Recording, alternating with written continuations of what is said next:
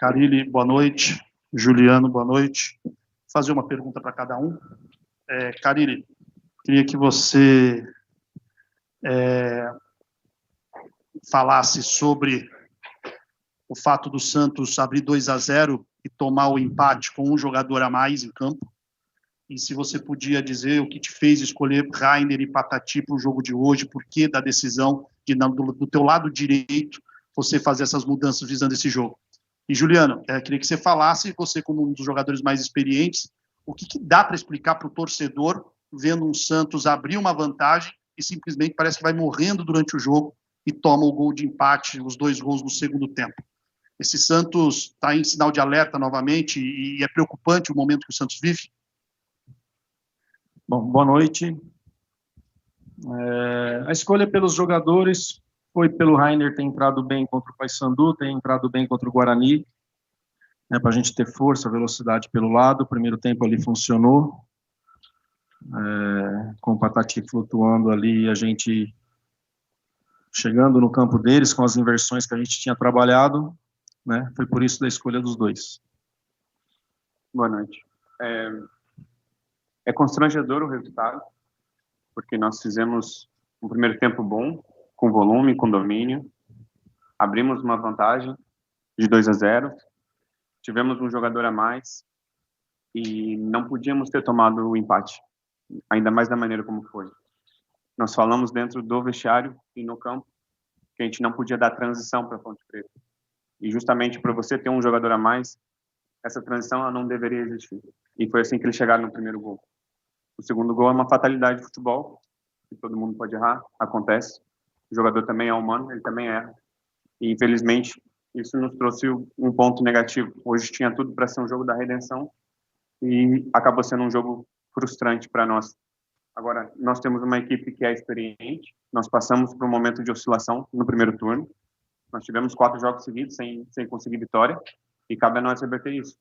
Claro que é um sinal de alerta, sim, porque é uma situação que nos incomoda bastante, mas da minha parte, para o torcedor, é que nós vamos continuar trabalhando para que a gente possa reverter o mais rápido possível.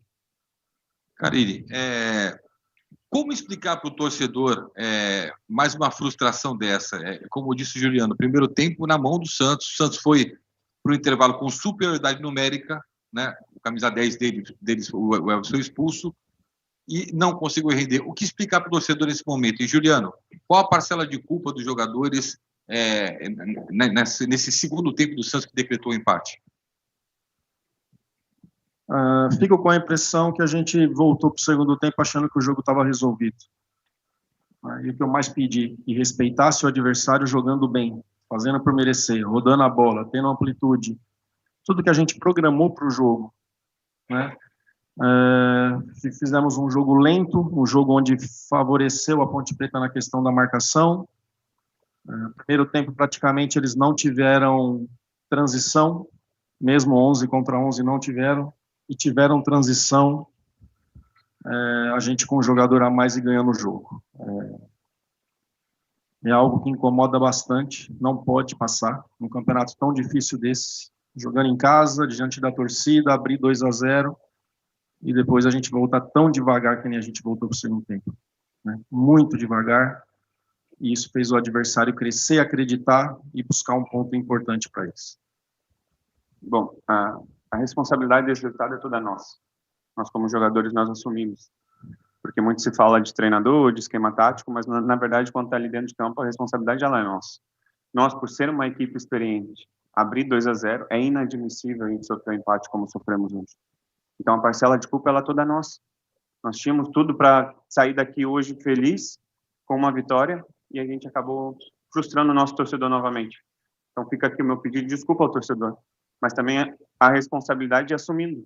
Hoje, como capitão da equipe que eu fui, assumindo que a responsabilidade é nossa. Nós deveríamos ter feito melhor, a gente deveria ter vencido, era nossa obrigação vencer o jogo depois das circunstâncias que nós conseguimos na primeira parte.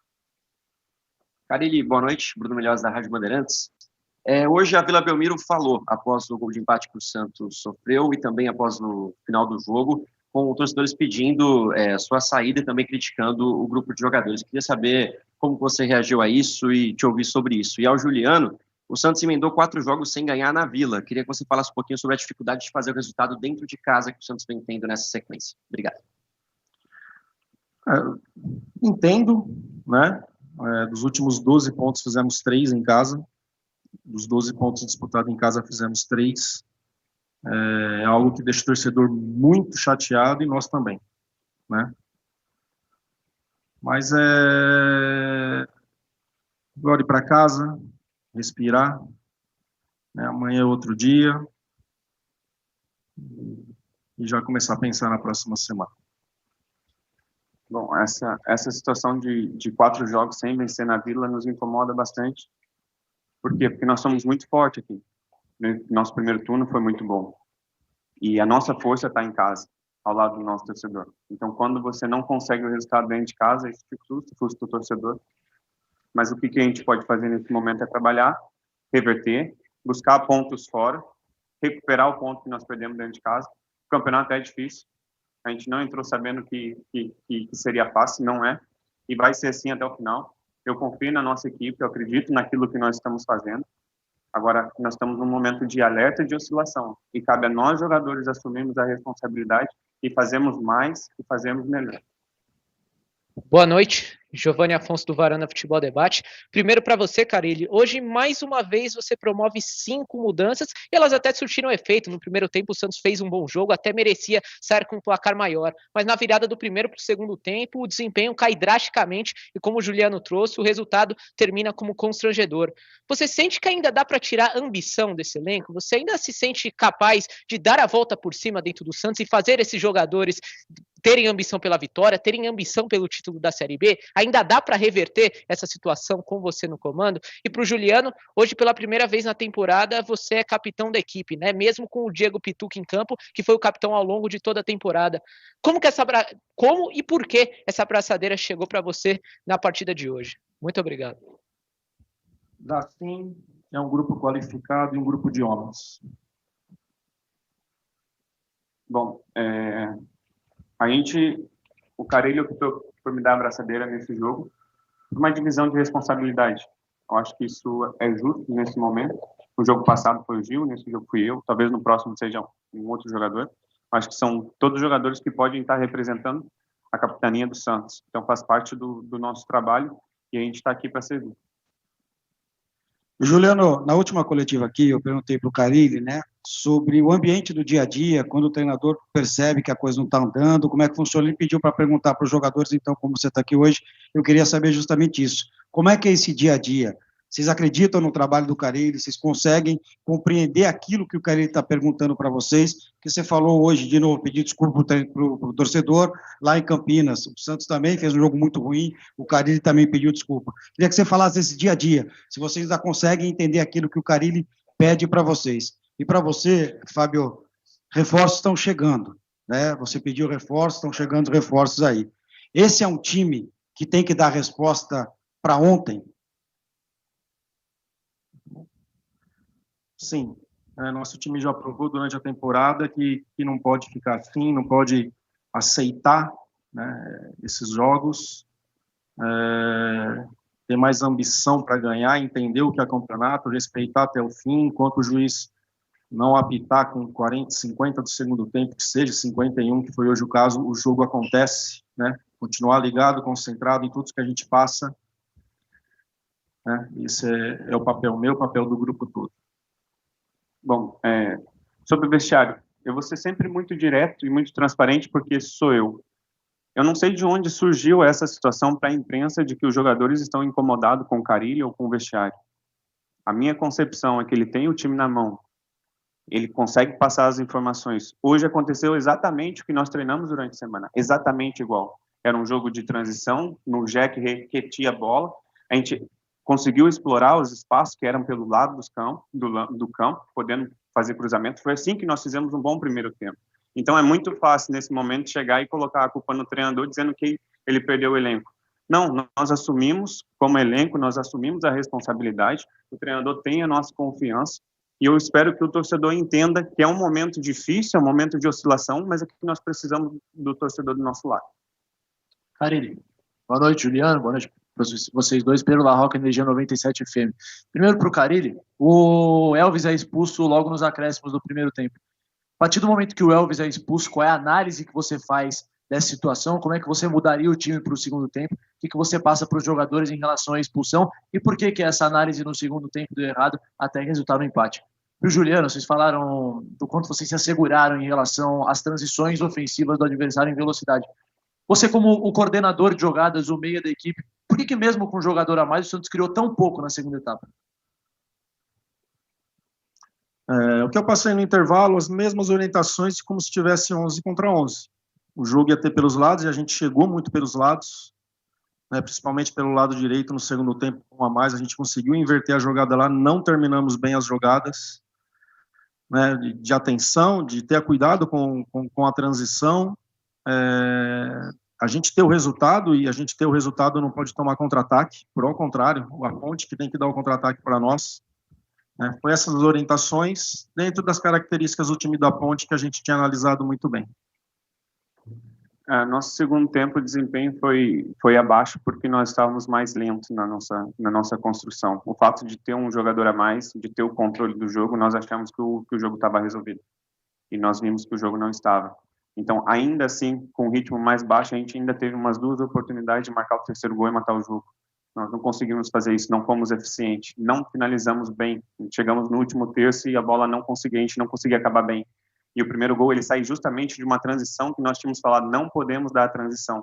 Um cruzamento que eles conseguem tirar, não foi uma jogada construída. Eles conseguem tirar e eles lançam o jogador, eles fazem o primeiro gol. Eu acho que nesse momento que nós tomamos o primeiro gol é onde o nosso jogo desanda. Porque aí traz preocupação, a gente consegue ficar um pouco com bola, mas assim com uma morosidade muito grande. E a gente não teve a ambição de marcar o terceiro gol. Então, hoje nós ficamos muito abaixo no segundo tempo. Carille, Juliano aqui, boa noite aos dois. Carille, eu queria fazer uma pergunta para você, voltado ainda para a reação com a torcida. Porque quando acaba o jogo, todas as críticas vão em cima de você. Você teme uma demissão do Santos Futebol Clube? Você sente que ainda tem clima com a torcida e também com os membros da direção depois de uma sequência ruim dentro do time do Santos? E, Juliano, eu pergunto a você, porque você falou de trabalho. Só que o Santos é um dos times que mais trabalha no Brasil, porque joga de uma semana em uma semana, como foi o intervalo entre Amazonas, um pouco menos, porque não foi em um outro sábado. O que faz você falar do trabalho a ponto do torcedor acreditar que algo vai mudar, sendo que são 3 jogos ruins, jogando na Vila Belmiro contra o Sport, Amazonas e Avaí, que não mudou. O Santos continua sem conseguir vencer em casa. Muito obrigado. A relação com a diretoria ela é muito boa, né? Mas sabe que tudo pode acontecer, resultados. Né? Já falei isso da outra vez, no jogo contra o Goiás, se a gente tivesse um resultado ali, eu acho que já poderia ter mudado ali, acho, né? E agora, sou muito claro com a diretoria, eles sabem o que eu passo, o que eu faço, o que eu treino, né? Levo, mostro em vídeo para eles também, para que eles tenham conhecimento do nosso trabalho, do trabalho meu e do trabalho da minha comissão. Mas é claro que está na mão deles, né? Não está na minha mão, não está na mão de vocês, está na mão deles.